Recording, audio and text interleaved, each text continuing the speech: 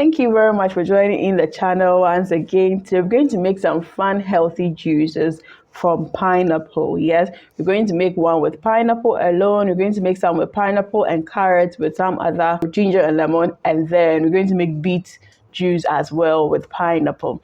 So you see all the beautiful colors in there.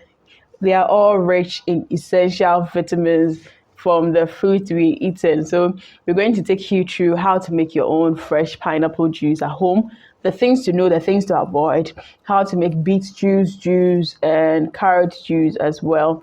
So for your juices we're going to make in here, we're going to make use of beet, we're going to make use of ginger, we're going to make use of lemon and carrot, and our pineapple most importantly. So what I began by doing was to prep all these ingredients. So I washed all of them, then I cut them as well. So for those with skin, obviously they all have skin. You'd have to unskin or peel all of them. So for the beet, you need to wash and then peel and then you cut it. Some people tend to use the beetroot with the skin. Now that is not the best way to go. And your ginger, you need to also wash that and then scrape off the skin or peel the skin before you use. The same with your carrot and the same with your pineapple. When you are doing juices, you need to know that the handling matters a lot. If you don't handle it well, by the time you say jack, it would have fermented. Then when you open the juice within some few hours or few minutes, it's going to do poof, or you see it foaming as you're working on it.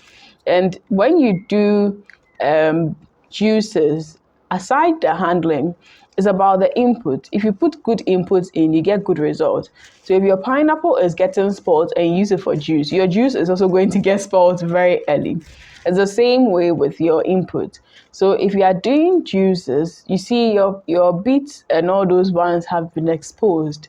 They came from the soils. So if you just wash it off, there may be microbes and bacteria on the skin which you would not see with your eye. You may feel you've cleaned them very well.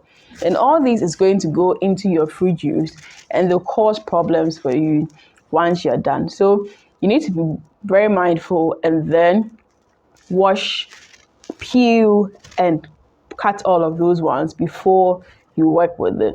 Another thing you need to notice that when it comes to pineapple, when you're doing juices, save yourself the stress and the foam, excess foam, by always removing the mid part, the ruddy part, the part which is more hard and firm.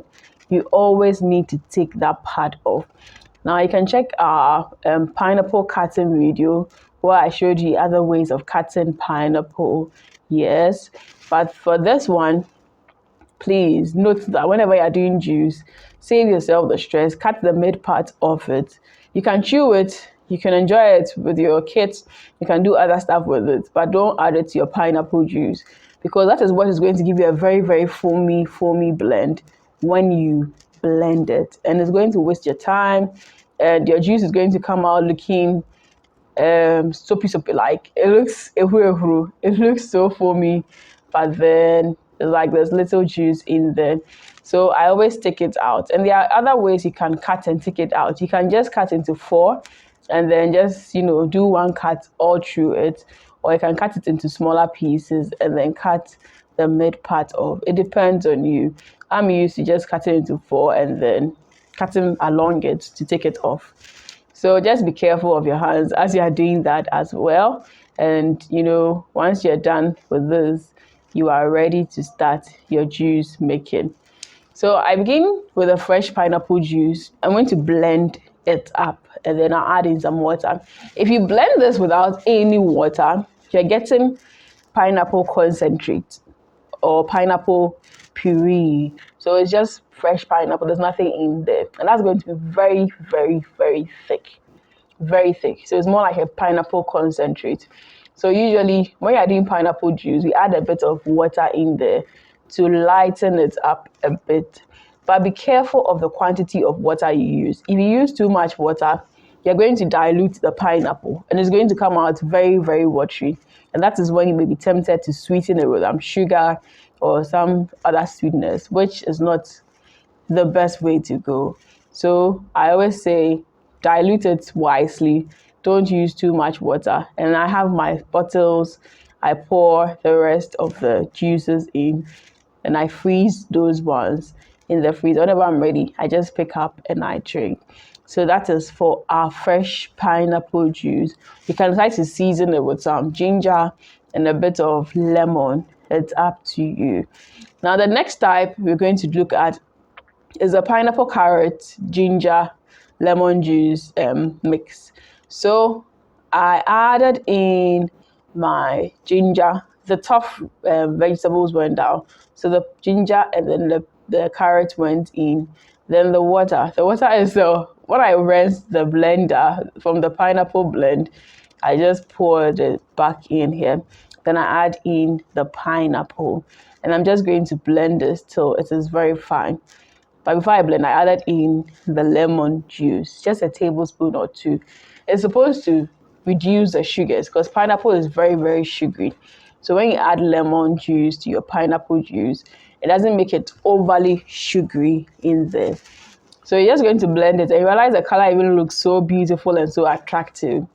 So instead of the Fantas, sometimes you can just make these healthy ones for your kids. Just be mindful of the type of carrot you are using and make sure your pineapple is really, really ripe and sweet so the kids can enjoy it. Because if you're having good carrots, you're having good pineapple, your juice should be so sweet and so nice and healthy. Now, depending on the type of blender, let me chip this in. If your blender isn't very, very good with blends like this, you'd have to sieve it before you use it. But then if it's good and it can give you something very, very smooth, then you may not need to sieve it. Personally, I like to have my fiber in my juice. So I blend it till it's very, very smooth and I pour it out into the bottles and then I freeze it up. Because with time, you realize that the foam is going to settle and the foam is going to go away. So if you take it the next day and you shake it up all together, it becomes normal juice. You don't even see the foam anymore. So personally, I don't really like to sieve it. I only sieve when I forgot and then I cut like all the pineapple with the mid part in. That one you have to sieve because there's too much fiber in there. So for the third one, which is the beet, you just add in, like before, the ginger, the beetroot, and your pineapple. Then you add in water, and then you give it a very good blend till it's very, very smooth. And of course, you can add in your lemon juice. I added in lemon juice as well. Then you blend it till it is very, very fine. The only thing to note is that beet is not naturally very sweet like carrot. So if you have a sweet tooth, you may have to increase the pineapple you are using, or you may have to reduce the lemon you are using or avoid the lemon because beet is not naturally as sweet as carrot. So you need to be very mindful of it. And it gives you a very nice wild color. So if your kids love color and they're not afraid of color, you want to have some fun, you can do this. And can we decide to popsicle this and then enjoy it? So as it sits down, you realize that the juices begin to settle at the base. And when you are ready to drink, you just stir it up. The air in the foamy part is all going to go away. Most of the foam you're seeing is coming from the pineapple. So you just need to be mindful of that. And this is your beautiful three sister juices based from pineapple, ginger, and lemon with carrot and then beetroot.